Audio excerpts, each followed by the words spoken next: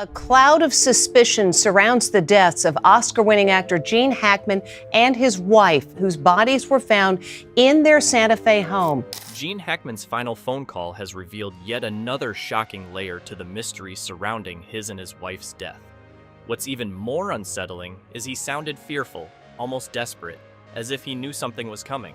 And the person he was talking to, was he scared of them?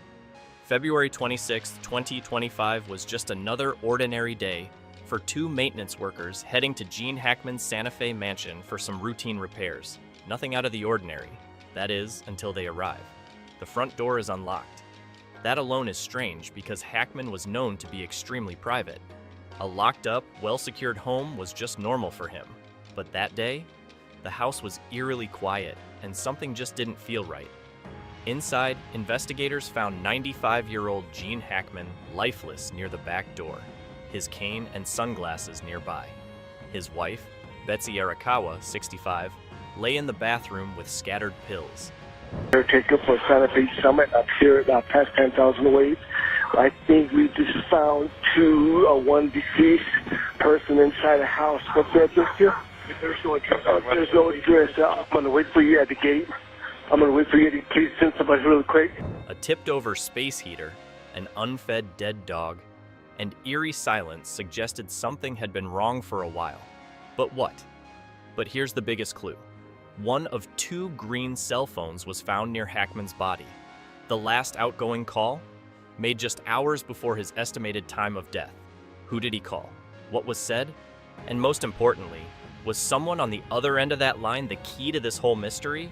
That's where things take a whole new turn.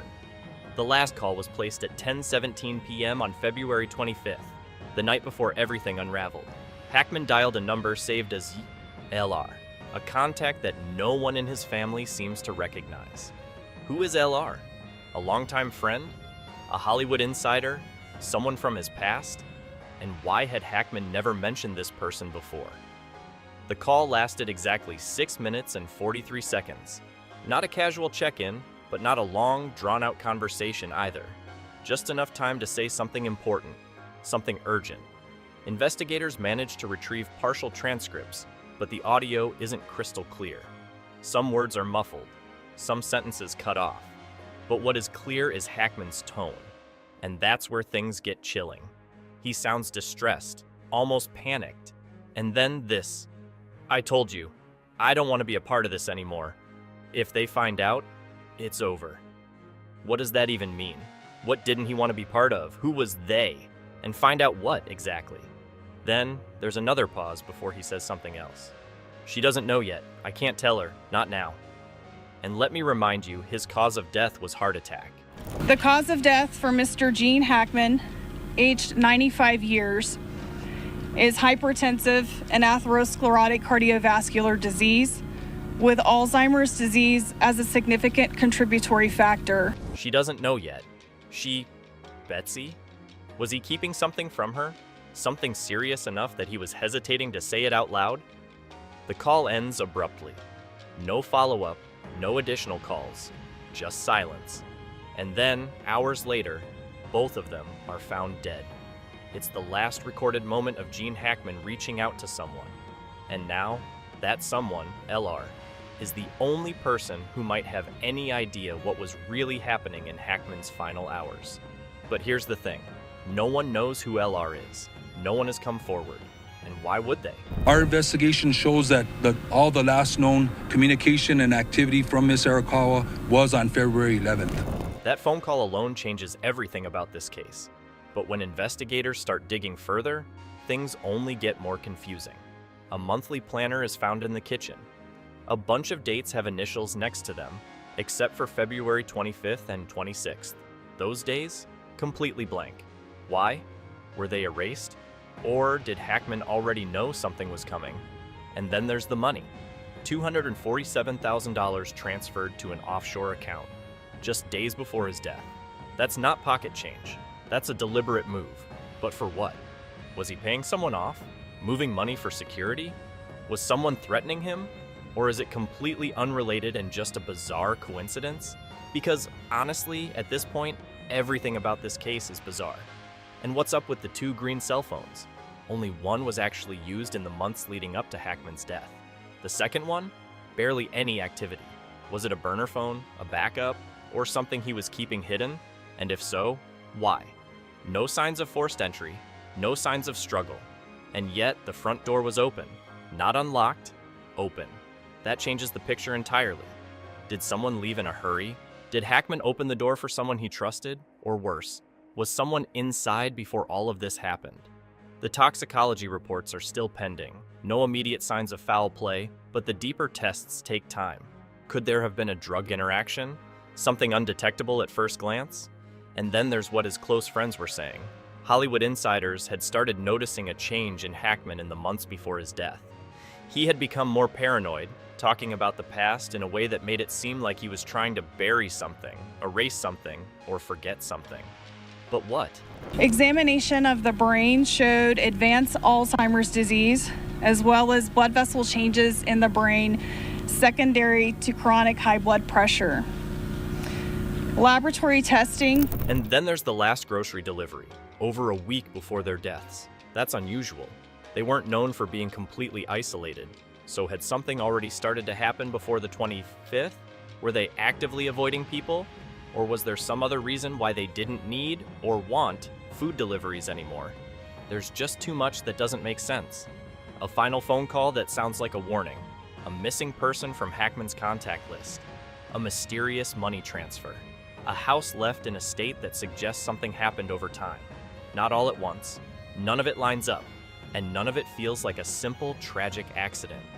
There are too many ways this could have played out. The accidental overdose theory suggests Betsy, in distress, may have taken too much medication, or mixed the wrong ones. Did Hackman find her, spiral into shock, and attempt to get help, but never make it? His cane and sunglasses left nearby suggest he was mid-action.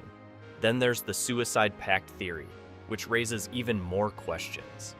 If planned, why were they in separate locations? Did one hesitate? The dehydrated state of their bodies suggests this wasn't sudden. Something had been unfolding over time, unnoticed by the outside world. And then there's the final phone call. Hackman sounded distressed, urgent. The words, "I told you, I don't want to be a part of this anymore. If they find out, it's over." What did that mean? Was someone threatening him? Did he know something that put him in danger? And if so, why didn't he call 911 or a close family member? He called LR instead, a name that no one recognizes, someone who has never come forward. The timing of that call is crucial. It wasn't a random chat. It wasn't meaningless. Hackman had something important to say, and he chose that moment, just hours before his death, to say it. But why? And then there's the money. $247,000 transferred to an offshore account just days before his death. That is not a normal move. That's not a random expense. That is someone trying to move money fast, either to hide it, protect it, or get it into the hands of someone else. Could Hackman have been pressured, blackmailed? Could someone have demanded the money, and when it wasn't enough, things escalated? The Hollywood cover-up theory raises bigger questions. Gene Hackman's career spanned decades, entangling him with powerful people and buried secrets. What if, at 95, he was ready to talk, just to someone close, but someone found out? That final phone call, was it the moment he realized he'd gone too far? That's what makes the Hollywood reactions even more interesting. Some people spoke out right away. Clint Eastwood, 94 years old, said, "Strange, not how I imagined he'd go." That's an odd thing to say. Not tragic, not heartbreaking, strange. What did he mean? Morgan Freeman's reaction was even more direct. Gene had secrets, but none that should have led to this. None that should have, but maybe some that did. And then there's his daughter, Elizabeth Hackman. She revealed something that completely changes the way we look at this. He stopped talking about the past, like he wanted to erase something. What was he trying to erase? Was it something he regretted, or something he was afraid of? What's also strange is who didn't say anything at all. Some of Hollywood's biggest names, people who had worked with Hackman for decades, remained completely silent. No public tributes, no statements, nothing. Why? Was it just grief? Or was it avoidance? If there's nothing suspicious about Hackman's death, then why does it feel like some people don't want to touch this story at all? And then there's the media. Some outlets immediately pushed the natural causes narrative, even before the investigation was complete. But independent investigators, journalists who don't follow the Hollywood playbook, weren't convinced. They kept digging. Why was the front door left open? Why was Hackman's final call ignored by official reports? Why did no one claim to know who LR was? And of course, the authorities haven't said much. The only official statement so far? This case remains under active investigation. That's it. No confirmation, no denial, just ongoing silence. That could mean they don't have answers yet, or it could mean they have them and don't want to share them. And that's where this whole thing becomes one giant question mark. What was Gene Hackman trying to avoid? What was the one thing that had him sounding so panicked in his final call? Who was LR? And why has no one stepped forward to explain the conversation?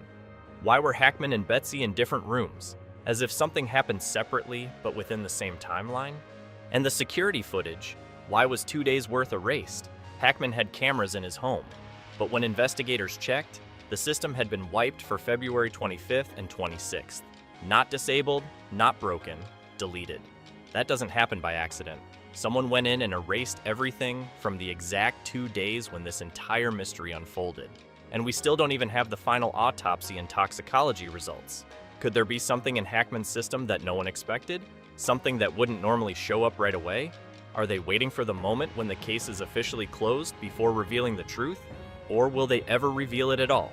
Subscribe for more deep dives into Hollywood's biggest unsolved cases.